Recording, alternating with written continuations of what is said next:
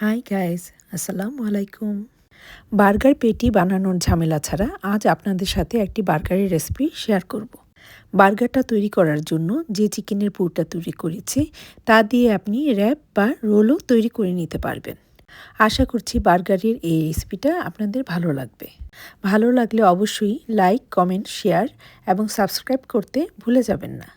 তাহলে চলুন শুরু করি রেসিপিটা। প্রথমেই তৈরি করে নিব বার্গার সস। এর জন্য একটি বাটিতে নিয়ে নিব 2 টেবিলস্পুন পরিমাণ মেয়োনেজ, 2 টেবিলস্পুন পরিমাণ টমেটো সস। আমি জলপাইয়ের আচার ইউজ করেছি, আপনি যে কোনো প্রকারের আচার ইউজ করতে পারেন। আচার দিলে সসের টেস্টটা খুবই ভালো আসে। এবার সব কিছু খুব ভালোভাবে নেড়েচেড়ে মিশিয়ে নিব, আর সেই সাথেই তৈরি হয়ে যাবে আমাদের বার্গার সস। আজকের রেসিপির জন্য আমি মেজারমেন্ট কাপের 2 কাপ পরিমাণ চিকেন ছোট ছোট করে কেটে নিয়েছি। এবার এই কেটে রাখা মাংসের মধ্যে দিয়ে দিব ধনিয়া গুঁড়া ও জিরা গুঁড়া, যা আমি 1 টেবিল স্পুন করে নিয়েছি। দিয়ে দিব স্বাদ মতো লাল মরিচের গুঁড়া। দিয়ে দিব 1 টেবিল স্পুন পরিমাণ গরম মশলার গুঁড়া। এবার লবণ দিয়ে দিব স্বাদ মতো। আদা বাটা ও রসুন বাটা দিয়ে দিলাম 1 টেবিল স্পুন করে। এবার অ্যাড করে দিব 1 টেবিল স্পুন পরিমাণ সয়া সস। লবণটা একটু বুঝে দিবেন, কারণ সয়া সসে লবণ থাকে। এবার সব কিছু খুব ভালোভাবে নেড়েচেড়ে মিশিয়ে নিব। মেশানো হয়ে গেলে 15 থেকে 20 মিনিটের জন্য একটা সাইডে রেখে দিব। আপনাদের হাতে যদি সময় থাকে তাহলে আরও বেশি সময় ধরে আপনি এটা ম্যারিনেট করে রাখতে পারেন। ফিরে এলাম 20 মিনিট পর। এবার একটি প্যানে 1 টেবিল স্পুন পরিমাণ তেল দিয়ে দিব এবং দিয়ে দিব ম্যারিনেট করা চিকেন। চুলার হিটটা মিডিয়াম টু হাইয়ের মাঝামাঝি রেখে 5 থেকে 6 মিনিট রান্না করব। অনেক সময় নিয়ে রান্না করার কোনোই দরকার নেই, কারণ চিকেনগুলি ছোট ছোট করে কেটে নেওয়া হয়েছে এবং প্রায় 15 থেকে 20 মিনিট ম্যারিনেট করে রাখা হয়েছে। তাই চিকেনটা খুব দ্রুতই সিদ্ধ হয়ে যাবে। নাড়াচাড়া করতে করতে যখনই দেখব চিকেনের পানিটা টেনে গেছে, ঠিক তখনই দিয়ে দিব কুচি করে রাখা পেঁয়াজ।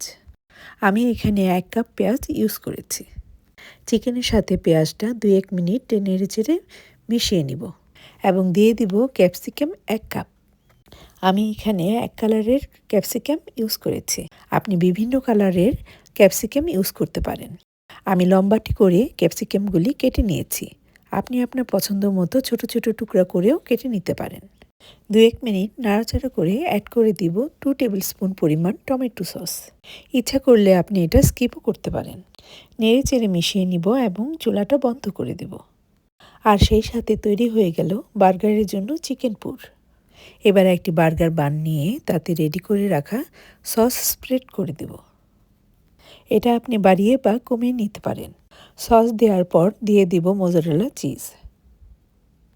এটাও আপনি নিজের ইচ্ছা মতো বাড়িয়ে বা কমিয়ে নিতে পারেন। তারপর দিয়ে দিব রান্না করে রাখা বার্গারের চিকেন পুর।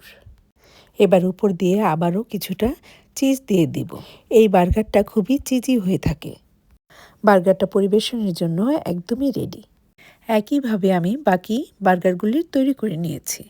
আমি যেহেতু বার্গারে চিজ ইউজ করেছি, তাই বানগুলি একটু গরম করে নিব। এবার চুলায় একটি প্যান বসিয়ে দেব। চুলার হিটটা মিডিয়াম টু লো এর মাঝামাঝি রেখে রেডি করে রাখা বানগুলি দিয়ে দিব। এবার বার্গারের বানগুলি 1 থেকে 2 মিনিট করে এক একটা সাইড গরম করে নেব। যখন দেখবেন চিজগুলি গলতে শুরু করেছে, তখন চুলাটা বন্ধ করে দিব এবং পরিবেশন করব।